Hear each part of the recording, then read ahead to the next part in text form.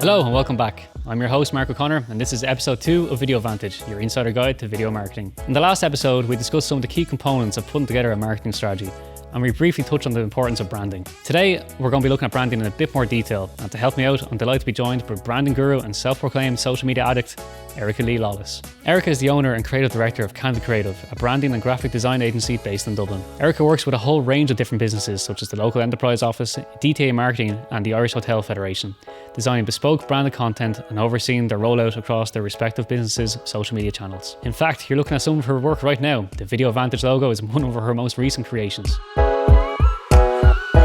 Erica, thanks for coming on Video Vantage today. Can I begin by asking you what I think is a simple question, and some people might say a stupid question, but I think it's very important. What exactly is a brand? Like, is it just a logo? That's a huge misconception I think that a lot of people have, that they just, when they think of branding, they think of a logo. But I'm going to use the analogy of a human body. So the logo is just the face of this body. Okay. But we still have arms, we have legs, we have a heart, we have a lung. So based on those elements, what else goes into branding? It's the tone of voice, it's your mission statement, it's your values, the benefits that you offer to the customer. And then of course, it's your visual assets.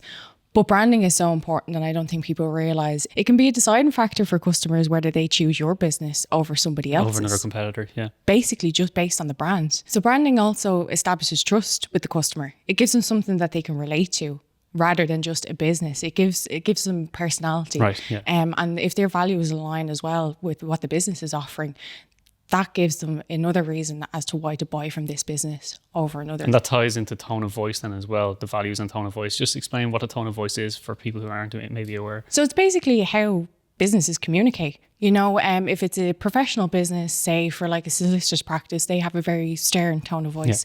Yeah. But if it's somebody else who's offering a product-based, say for example, greeting cards, it might be a little bit more of a friendly tone of voice. Yeah, or tongue-in-cheek perhaps then as well. Exactly. So all these factors and elements are included in your branding. So like you said, it's not just a logo, it's much more than that. It's one part of a bigger ecosystem. Exactly. And is there one part of that system that's more important than the other, or do you all have the same weight? No, they all have the same weight. You can have a really nice designed logo, but if that doesn't tie into the brand's personality, the brand's tone of voice, if it's not consistent across all the different materials and elements, it doesn't make a difference in whether if it's an amazing design, if it doesn't align with all these other elements. And you mentioned consistency there, and that's very important when you're talking about different types of content. So where I come into this would be video content. So the brand will have to align, how the brand's portrayed on video will have to be the exact same as it is on their website, a social media post, all that type of stuff as well. So what can brands do or clients do for their brand when it comes to video production? How can they ensure that the right elements are in place for whatever video production company they might be working with? So when you're working with a branding expert, they provide the customer with a brand logo pack, which includes lots of different variations of your logo. You would think it's just one logo that you get, but you don't. You get a submark, you get a brand mark, you get a word mark for different applications across different platforms and marketing materials. And different file formats then as well. The stuff I'd be looking for would always be an AI file or a PNG, because exactly. they're better resolution. It's easier for me to work with when it comes to editing the video as well. Nothing worse than getting a JPEG. Oh yeah, or a JPEG in a Word document. Yeah, exactly. Yeah. Yeah, so it's extremely important, obviously, when you're doing video production, that they have these little brand marks or word marks that they can place on the video, like in the bottom corner or something like that, or they might have a specific color palette as well that they can use in the background of the video. So again, like we said, that it is consistent across all channels. Your brand wants to be the same whether they pick up a business card or whether they visit your website, whether they visit your social media channels, or even walk into your brick and mortar shop. Yeah, they're not getting mixed messages. Basically everything's the same message all the time, and it's reinforcing itself. So it's a good point to mention that in order to kick off a video project, you need these elements in play. So before you even start video production, if your brand isn't set in stone, if you're looking at video straight away, it's probably not the best way to be approaching it. You need to have that figured out first. Well, it's just important to note as well that I think when people are starting their businesses, it is worth the investment at the beginning to work with a brand expert to develop your brand. A lot of people I know at the beginning of setting up businesses that their budget may be tight and they may be more swayed, I'll just go and get a stock logo. Yeah. It won't stand to your business in the long run. It cheapens the brand Exactly. in the long term. So having a good solid foundation will set you up. Yeah, exactly. Especially for a new business, it really is important that you distinguish yourself. You want to solidify your brand, who you are, what you do, because like we said, it is an important factor for the customer when it comes to their purchasing decision. Like if your brand isn't aligned or it doesn't look good, they might go and choose It's somebody less else. professional. Yeah. And if it is just a stock image or a stock logo, they might have seen that 10 times with other similar companies within the same space and say, well, these all look the same. What makes them stand out if they're all like that? That's exactly They're not it. investing in themselves. Why should I invest in them? Yeah.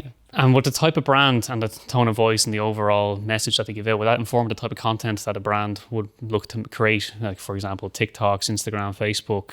Is there a certain alignment across the board? Yeah, of course. Like we said, we want your branding to be consistent.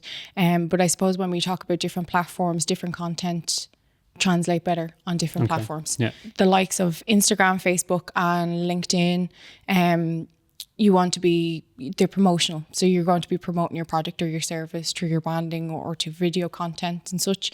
But then when we touch on the base of when we touch on the likes of TikTok, we want to be more authentic.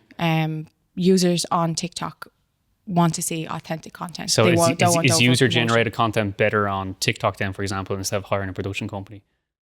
Not necessarily, no, because here's a fun fact that I only found out the other day. TikTok suggests and pushes content based on video quality. Oh, okay, very good. Yeah. So if it is important to invest in video services if you really want to perform well on TikTok, or at the bare minimum, at least learn how to take a nice video. Make sure you have your lighting and your sound is done well. Because we all know ourselves, when you see a professional quality video, it stands out. It stands out and we can engage in it and it's easy to keep our concentration. And it helps build that trust in that brand because they're investing themselves as exactly. Well. And speaking of TikTok, is that the trend, the way it's going now? Should every business be on TikTok now? It depends. It really depends because, like I said, users on TikTok and the age range for TikTok is 18 to 24. So it's still quite a young demographic. Yeah. The majority of them are quite a young demographic on TikTok and they really value authentic content. Right. Yeah. They don't like overtly promotional content. They just keep on scrolling by. They want something that they connect with, that they can resonate with. So you mentioned it's very important for the brand to be aware of its audience. I suppose it needs to know where that audience is viewing content as well. What type of platforms are best suited to certain type of businesses, or is there a generalization? There is. It depends on the business. It depends on whether they're promoting products or services, and it also depends on who they're selling to. So if you're a B2B business, obviously LinkedIn is a space that you want to be in because it is businesses talking to businesses. If you are supplying a product to an age range of say 25 to 34, you're more looking at Instagram or Facebook. But like when it comes to video, say for example, like 81% of adults use YouTube, which is the highest of all the social media platforms. 91% of consumers want to see more video content from brands. So it's huge out there. So the demand is there. Absolutely. Especially in video content. Last year, more companies invested money into videos than they had ever done before. And what's the return on investment? Obviously it's going to vary across each business, but obviously there's a reason for it.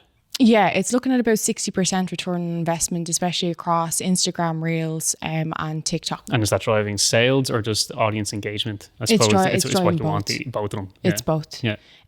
Because obviously you're getting people engaged in the brands because videos are so popular at the moment. And then you're getting awareness, which will eventually lead down into the sales funnel. Well, what type of content tends to perform on each of the platforms? So actually across the board, the three types of content that perform really well are interactive content, such as quizzes and polls, behind the scenes content. So people love to see what's going on behind the business, rather than just a promotional, what's going on behind the scenes. And is that because they're interested in what the craft may be and the service, or do they want to get to know the business owner as well? It's both. They want to see how, if they're, say, for example, buying a product, how they got their product, how it came to be, the process behind it. And then, of course, seeing the personalities behind the business, because at the end of the day, people buy from people.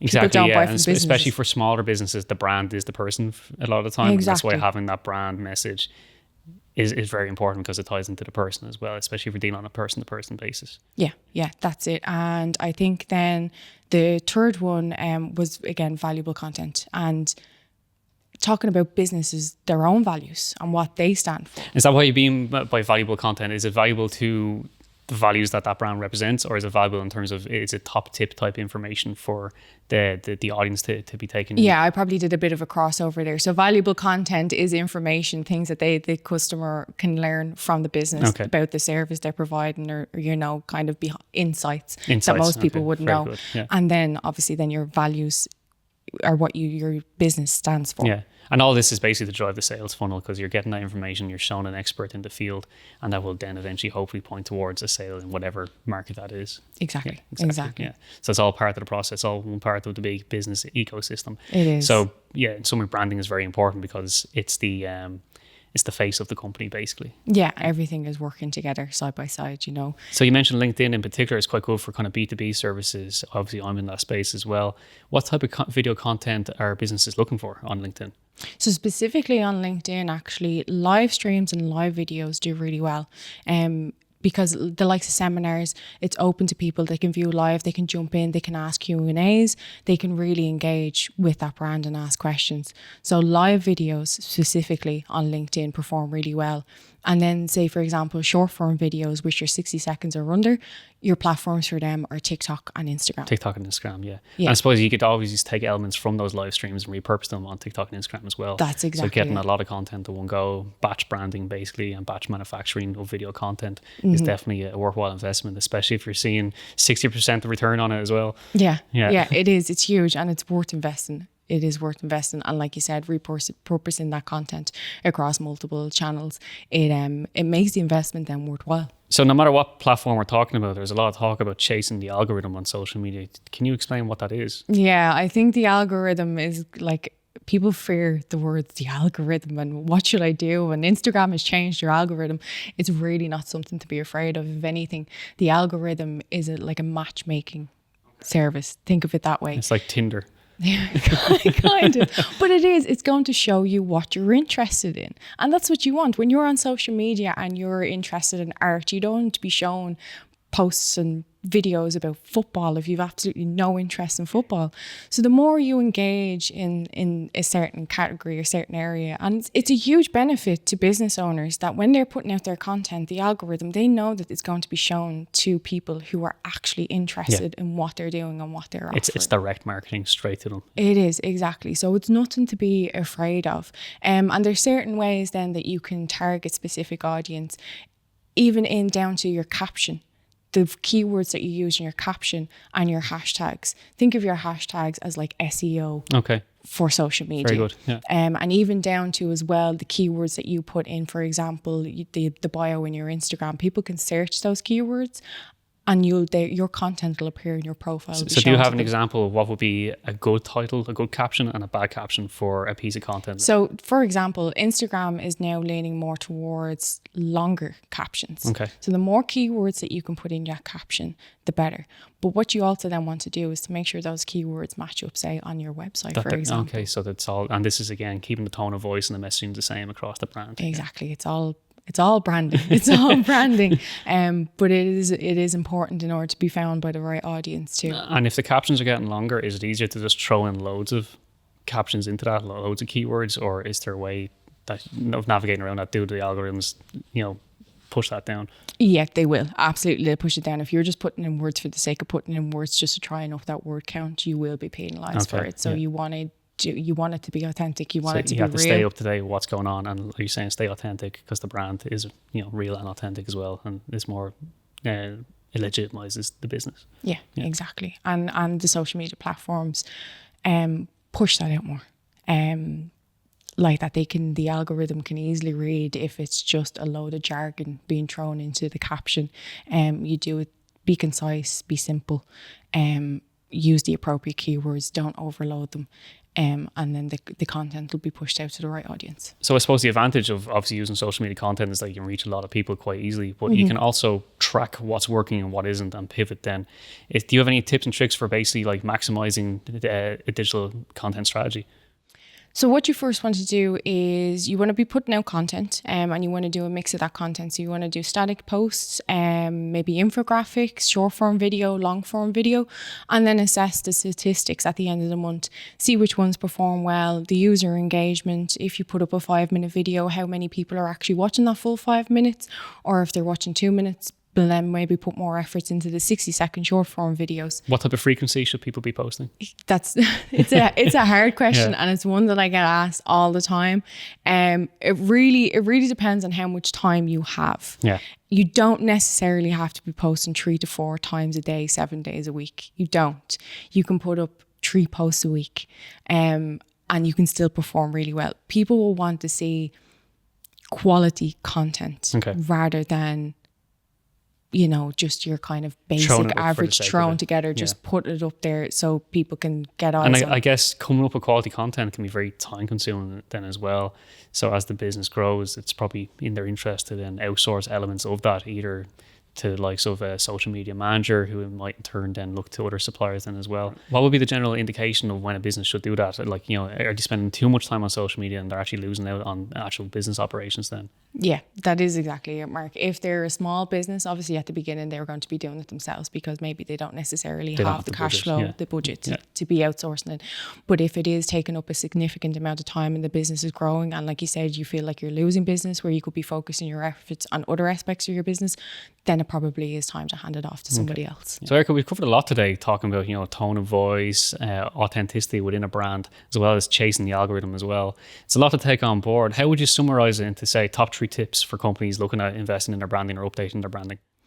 So my first tip for when it comes to your branding is brand for your audience, not for you. Your favorite color might be hot pink, but it's probably mightn't be appropriate to the market that you're trying to target. So it's important that maybe if you have the cash flow to invest in a branding expert, and they can advise you on how your brand can target your audience. My second tip would just be keep it simple. You don't want it to be overly confusing. You want your branding to be simple enough that when people think of that product or service, that your brand is at the forefront of their mind. Right. And number 3 is keep it consistent. That means across your social media posts, your videos, your marketing materials, even, like we said, to your brick and mortar store. You do all these 3 things and you will see the results. So simple, concise and consistent. That's the 3 takeaways from today. That is the 3 takeaways when it comes to your branding. I think that's a great way to summarize our conversation today. Erica, for anyone who's looking to get in contact with you and get their own brand refresh done, where can they find you? So probably the best way that they can contact me is through email. So erica@candidcreative.ie. I'm an absolute slave to email. I am there all the time. So if they want to reach out to me, that's the best place to do it. Excellent. Well, thanks very much for coming on the show today. I really appreciate it. Thank you very much, Mark, for having me.